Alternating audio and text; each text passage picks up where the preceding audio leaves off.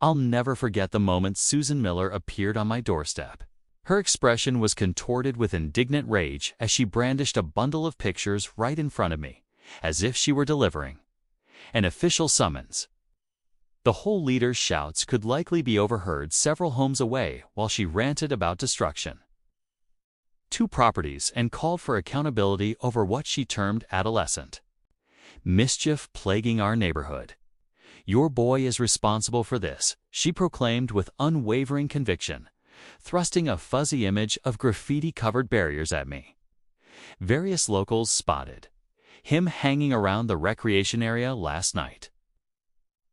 In my role as HOA head, I insist on prompt measures and complete compensation for the harm. I rested against the door jamb, observing her impeccably. Ironed jacket and how her rings sparkled under the midday sunlight, like a badge of authority in our residential enclave. After allowing her to vent for an additional half-minute regarding neighborhood, rules, and real estate worth, I eventually responded in the most composed tone I could manage. It might be wise to review the surveillance recordings beforehand, Susan. The flicker of doubt in her assurance for that brief instant nearly made the bother worthwhile. Merely, my 16-year-old boy, Ethan, had consistently been the reserve sort, far more engrossed in populating notebooks with detailed illustrations than stirring up any sort of mischief, whereas other youths his age spent weekends at gatherings. Ethan was typically discovered at the dining table, laboring on his newest creative endeavor, or preparing for his advanced placement courses. That's why Susan's claim struck especially deep. She wasn't merely accusing some arbitrary adolescent. She was assaulting my child's integrity. The defacement occurred during the prior weekend.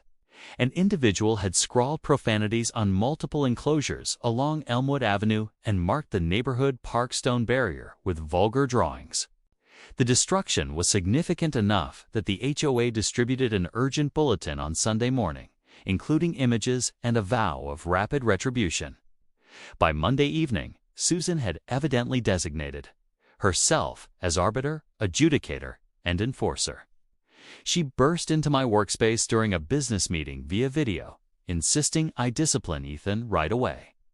Her speech held that distinctive air of command that stems only from decades of unchallenged HOA dominance. A trio of residents observed a young person fitting your son's profile near the park on Saturday night. She declared as though this constituted undeniable proof. He had on a dark sweatshirt and was toting a knapsack. That's questionable conduct, Mr. Hayes.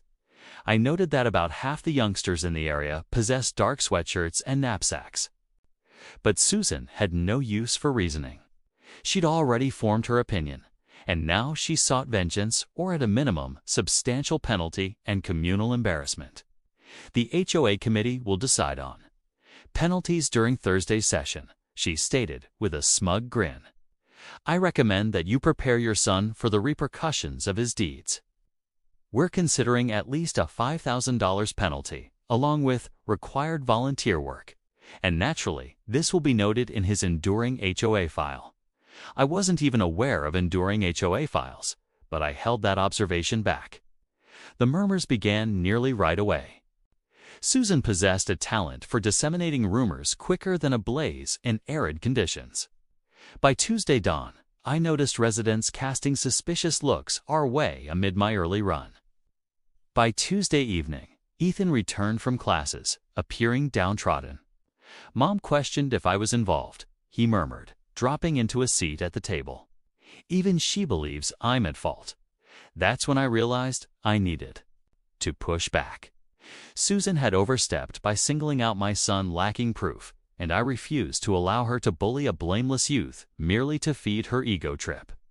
Wednesday's HOA dispatch was a triumph of veiled hostile suggestions. Without explicitly identifying Ethan, Susan succeeded in hinting at his culpability throughout every section. She discussed specific youthful inhabitants who believe they're exempt from regulations and guardians who foster harmful actions by denying reality. The dispatch concluded with a note that Thursday's urgent committee gathering would tackle the defacement event and take suitable corrective steps. I devoted Wednesday night to examining our residences, monitoring videos. Ethan had been precisely where he claimed on Saturday evening in his bedroom, tackling a school art assignment. The recordings displayed him coming inside at 4:30 p.m. and staying put until Sunday morning for his job at the nearby bookshop. But while gazing at the videos, a different idea occurred. To me, our home featured security cams, but the neighborhood park did too. The HOA had set them up a couple of years back, following a string of nighttime intrusions at the swimming facility. If anyone marred the park barrier, those cams would have recorded it all. I placed a few calls on Thursday morning. The park upkeep manager, David, proved unexpectedly cooperative after I detailed the circumstances. As it happened, he'd already retrieved the videos for the HOA's reimbursement request, but was unaware of Susan's campaign against my son. "Allow me 60 minutes, David mentioned. I'll forward you the pertinent segments." Upon the email's arrival, I scarcely could believe my eyes. The recording was exceptionally sharp, depicting 3 youths nearing the park barrier at twilight on Saturday night.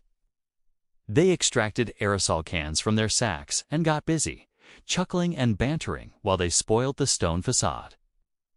The instigator of the bunch, plainly identifiable in the high-resolution video, was no one but Susan Miller's boy, Connor. I viewed the clip 3 additional times to confirm there was no error. Connor Miller, together with 2 of his athletic companions, had dedicated almost 20 minutes to ruining the park. The timestamp indicated 7:43 p.m., precisely at the moment Susan asserted that observers had spotted Ethan nearby. I transferred the recording to a flash drive and geared up for battle. The HOA gathering that evening was packed to capacity. Susan had masterfully stirred up indignation, and a good portion of the residents had arrived to observe what they presumed would be Ethan's communal humiliation.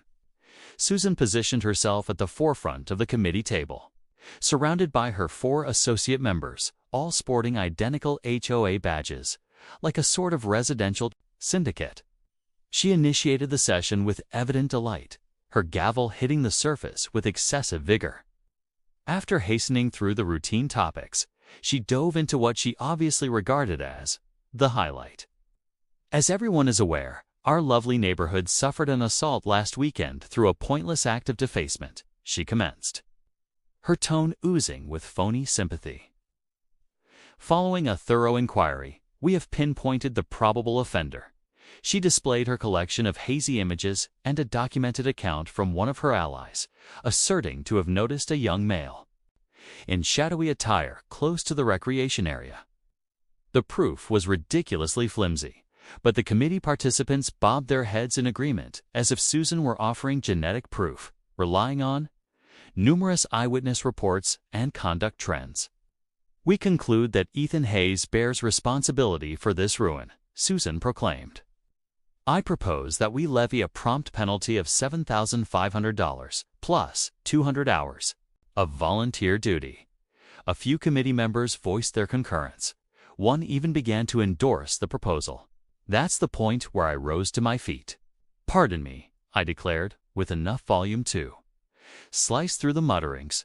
"I think I possess some proof that the committee ought to examine prior to reaching any conclusions." Susan's complexion turned crimson. "Mr. Hayes, you'll get your opportunity to address us during the open forum segment. In fact, Susan, I believe you'll wish to view this immediately." I proceeded to the head of the space and passed the flash drive to the committee clerk. "This contains monitoring video from the neighborhood park surveillance. It reveals precisely who marred the barrier." The space fell utterly quiet. Susan's lips parted and shut, resembling a stranded fish, while the clerk inserted the drive into the conference room's computer. In moments, the video materialized on the display screen. The exclamations of surprise commenced right away. There stood Connor Miller, plain as daylight, applying aerosol obscenities to the park barrier. The camera perspective was ideal, capturing his features in complete clarity as he chuckled and exchanged palm slaps with his companions. The time indicator shone on the edge, eliminating any chance of arguing that video originated from another date. Susan's expression shifted from scarlet to pale within a mere 3 seconds. She clutched the rim of the table while murmurs broke out across the space. On the display, Connor discarded his depleted aerosol container into the shrubbery and proceeded to mark an additional portion of the barrier. This has to be an error. Susan stuttered, but her speech had forfeited all its command. The committee participants were already pivoting against her inquiries, came rapidly and intensely. How could she indict a guiltless youth when her own offspring was the wrongdoer? Was she aware of this before the session? Could this be a form of concealment? Susan attempted to rescue the circumstances with progressively frantic justifications.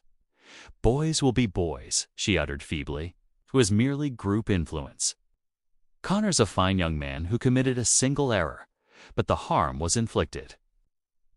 The identical residents who'd been prepared to condemn Ethan were now demanding Susan's departure.